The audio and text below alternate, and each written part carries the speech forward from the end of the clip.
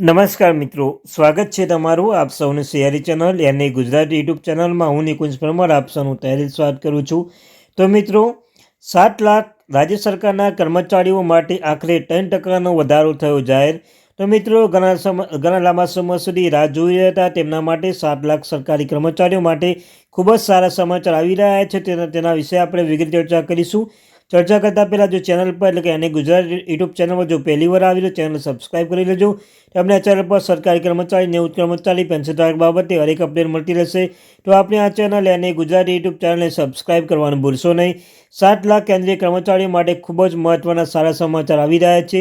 તો ચાલો જાણીએ આપણે વિગતવાર માહિતી. તો વિડીયો સુધી બનાવી લેજો. તો મિત્રો, કેન્દ્રીય કર્મચારીઓના જુલાઈ 2024થી 53%ના દરેક મોંઘવારી ભથ્થું આપવામાં આવી રહ્યું છે.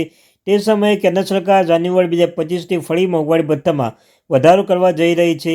આવી સ્થિતિમાં રાજ્યની મોહન સરકાર પર નવા વર્ષમાં પોતાના કર્મચારીઓને ભેટ આપવાની તૈયારી કરી રહી છે. બાકીની રકમ પ્રથમ હપ્તો ડિસેમ્બર મળશે. અગાઉ મધ્યપ્રદેશ સરકાર જાન્યુઆરી 2024થી મોંઘવારી ભથ્થું વધાર્યું હતું, પરંતુ તે ઓક્ટોબરના પગાર એટલે કે નવેમ્બરે ચૂકવવામાં આવ્યું હતું. આવી સ્થિતિમાં જાન્યુઆરીથી સપ્ટેમ્બર સુધીના મોંઘવારી ભથ્થાની તફાવતની રકમ 4 સમાન હપ્તામાં ચૂકવવાની રહેશે. પ્રથમ હપ્તો ડિસેમ્બર આપવામાં આવશે, તો બીજો હપ્તો જાન્યુઆરી, તો ત્રીજો હપ્તો ફેબ્રુઆરી, ચોથો હપ્તો રકમ માર્ચમાં 2025 ખાતામાં આવશે. હાલમાં કેન્દ્ર અને રાજ્ય સરકાર આપવામાં આવતા મોંઘવારી ભથ્થા 3%નો તફાવત છે.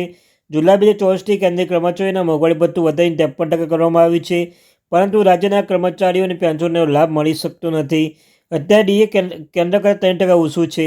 મધ્યપ્રદેશ કર્મચારીઓને હાલમાં કેન્દ્રીય કર્મચારીઓ કરતાં 3% ઓછું મોંઘવારી ભથ્થું મળી રહ્યું છે. ઓક્ટોબર રાજ્યના કર્મચારીઓના ડીએમાં વધારો કરવામાં આવ્યો હતો, જે વધીને 50% થયો હતો. જોકે આ પછી પણ એમપીના કર્મચારીઓનો ડીએ કેન્દ્રીય કર્મચારીઓ કરતાં 3% ઓછું હતું. તો મિત્રો, આ ત્યાંથી મહત્વપૂર્ણ અપડેટ.